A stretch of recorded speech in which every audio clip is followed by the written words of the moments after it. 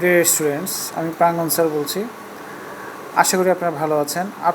আপনাদের গত দুইটা ক্লাসে আমরা করেছিলাম প্রথম দুইটা চ্যাপ্টার, একটা হচ্ছে ডাটা ক্লাসিফিকেশন আর সেকেন্ড চ্যাপ্টারটা ছিল আমাদের সেন্ট্রাল টেন্ডেন্সি। এটার উপর আমরা আপনাদেরকে একটা ক্লাস দিয়েছিলাম গত ক্লাসে, সলভ ক্লাস।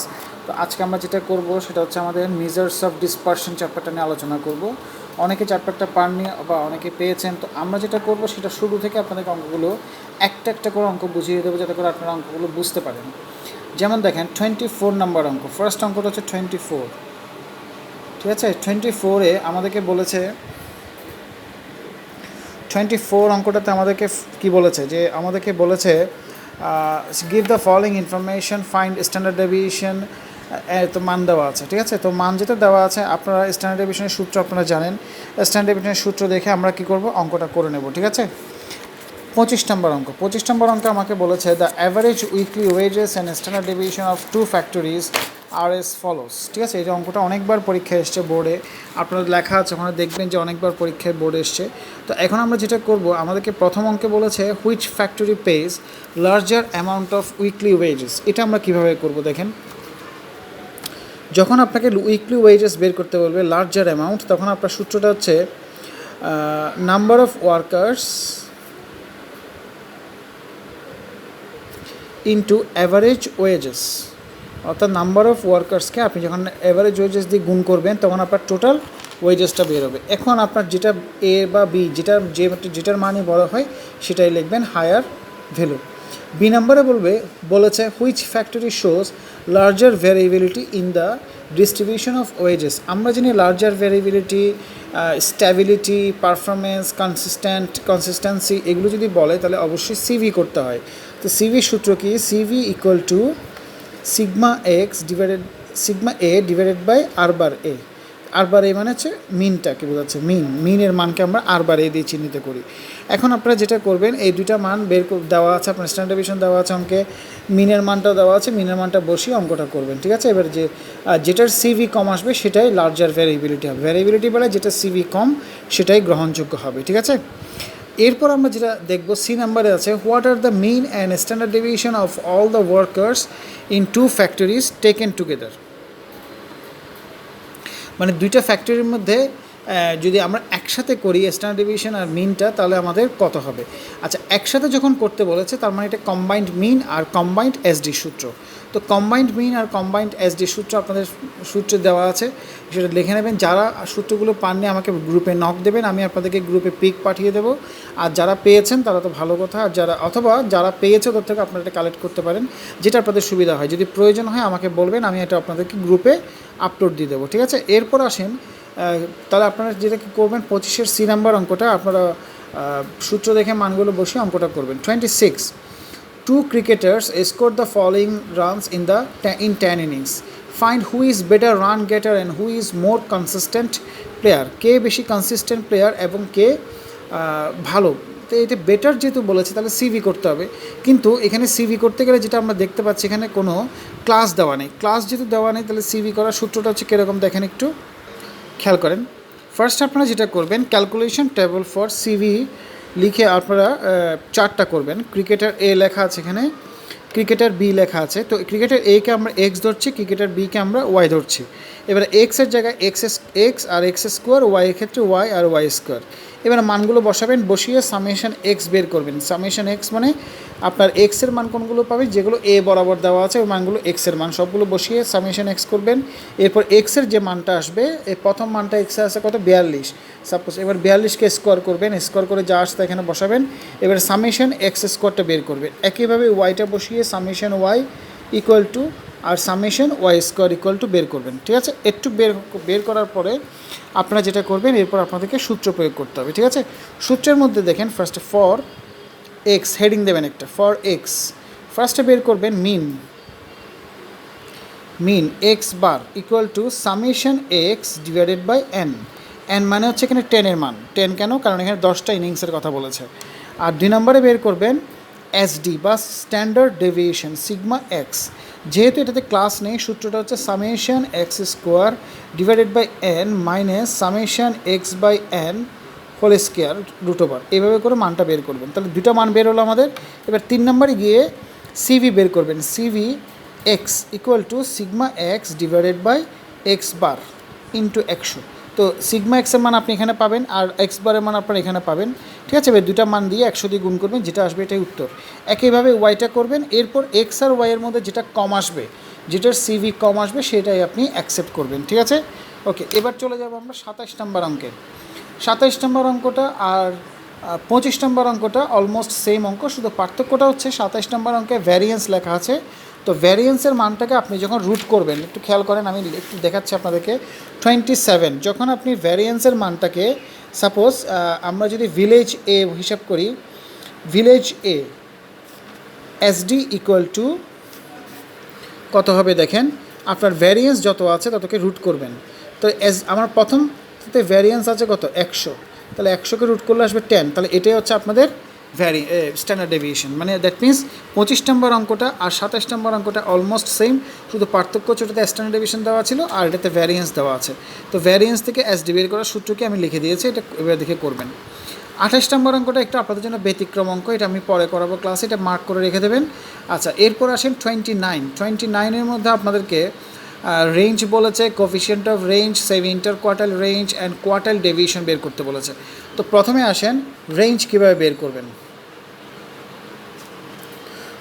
রেঞ্জের সূত্র হচ্ছে highest value minus lowest value.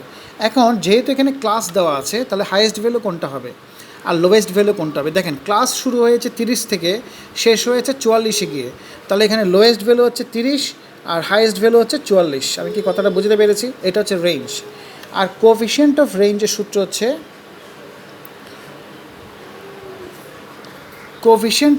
সূত্র হচ্ছে highest value minus lowest value divided by highest value plus lowest value into 100। এখন এই দুইটার মধ্যে ইন্টু 100-র যে কাজটা আছে, এটা অনেক বইতে 100 দিয়ে গুণ করে, অনেক বইতে করে না। আপনি করলেও হবে উত্তর, না করলেও চলবে, ঠিক আছে, কোনো সমস্যা নেই। এরপর আসবে semi inter quartile range. Semi inter quartile রেঞ্জের সূত্র দেখেন, সেমি ইন্টার কোয়ার্টাইল রেঞ্জের সূত্রটা হচ্ছে Q3 মাইনাস Q1। এখন প্রশ্ন করতে পারেন, স্যার আমি Q3 কীভাবে বের করব আর Q1 কীভাবে বের করব। এগুলো আপনারা 3rd চ্যাপ্টারে করেছেন, সেন্ট্রাল টেন্ডেন্সি চ্যাপ্টারে ছিল আপনাদের কীভাবে Q3 কীভাবে Q1 বের করতে হয়, সেখান থেকে দেখে নেবেন, ঠিক আছে। আর কোয়ার্টাইল ডেভিয়েশন কিউডি মানে হচ্ছে কোয়ার্টাইল ডেভিয়েশনের সূত্র হচ্ছে Q3 minus Q1 divided by 2।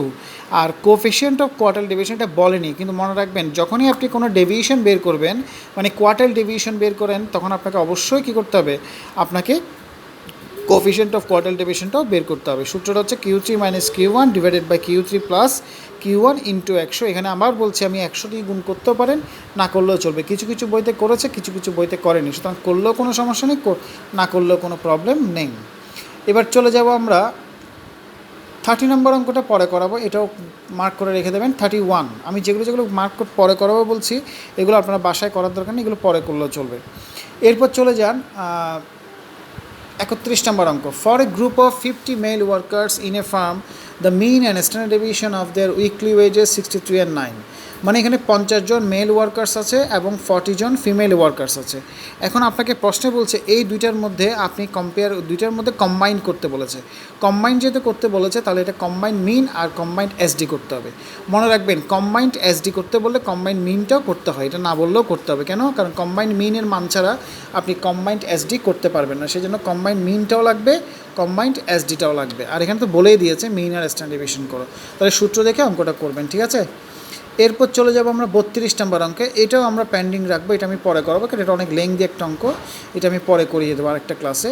33 নম্বর অঙ্কে বলছে এখানে দুইটা কোম্পানির ভাল্ভ দেওয়া আছে, একটা এক্স কোম্পানির ভাল্ভ, একটা ওয়াই কোম্পানির ভাল্ভ। এখন আপনাদেরকে বের করতে বলেছে কোন কোম্পানির ভাল্ভ বেশি সুইটেবল বা ভালো। এটা 3বার আসছে বোর্ডে, একবার 1999, 2000, 2005। যাই হোক, এরকম অঙ্ক কিন্তু অনেকবার পরীক্ষা এসছে, এরকম অঙ্ক আপনারা পাবেন। আচ্ছা আসেন 33 নম্বর অঙ্কটাতে তাহলে কী বললো, তাহলে দুইটা কোম্পানির ভাল্ভের মধ্যে কোন কোম্পানির ভাল্ভটি ভালো, এটা আমাদেরকে বের করতে বলছে। তো আগে আসেন, আমাদেরকে যেহেতু এখানে ক্লাস দেওয়া আছে, তাহলে আপনাদেরকে চার্ট করে করতে হবে, ঠিক আছে। তো চার্টটা কীভাবে করেন, আমরা কীভাবে করছি, প্রথমে চার্টটা করবেন। অর্থাৎ যদি কোনো অঙ্কে আপনাকে সিভি বের করতে হয় ক্লাস থাকা অবস্থায়, তখন আপনার অঙ্কের ধারাটা হবে এরকম, ঠিক আছে। অঙ্কের ধারাটা হবে class, mid point, frequency, D FD square. আচ্ছা, ক্লাস তো অঙ্কে দেওয়া আছে, ফ্রিকোয়েন্সি অঙ্কে দেওয়া আছে। আমরা প্রথমে ফ্যাক্টরি কোম্পানি এক্সটা করছি, ঠিক আছে, এক্সটা করছি। তো এক্সের জন্য তাহলে মিড পয়েন্ট কীভাবে বের করতে হয় 700 900, এটার মিড পয়েন্ট হচ্ছে 800 900 1100 1000 1200 1400, ঠিক আছে। মিড পয়েন্টগুলো লিখলাম। আর ফ্রিকোয়েন্সিতে অঙ্কে দেওয়া ছিল ডির মানটা বসাতে হবে। ডির মানটা কীভাবে বসাবো, ধরে নেন আমরা ধরে নিচ্ছি এটা 0, এটা যদি 0 হয় এটা -1, এটা -1, এটা হচ্ছে -2, এটা হচ্ছে 1। অথবা আপনি যদি মনে করেন আমি 0 এখানে ধরবো, ধরতে পারেন, কোনো সমস্যা নেই। আচ্ছা, এবার আমরা এফডি করবো। এফডি কীভাবে, 3 2 6 -6 42 -42 12 0 3। তাহলে সামেশন এফডি কত হবে, 42 6 -3 -45, ঠিক আছে। আর এফডি স্কোর হচ্ছে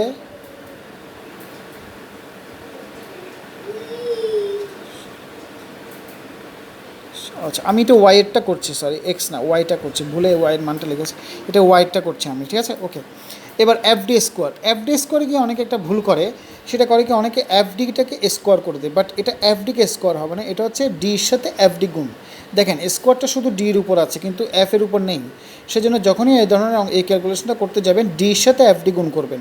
তাহলে 6 2 12, মাইনাসটা আর হবে না, 42 0 3। তাহলে সামেশন এফডি স্কোয়ার কত হয় দেখেন,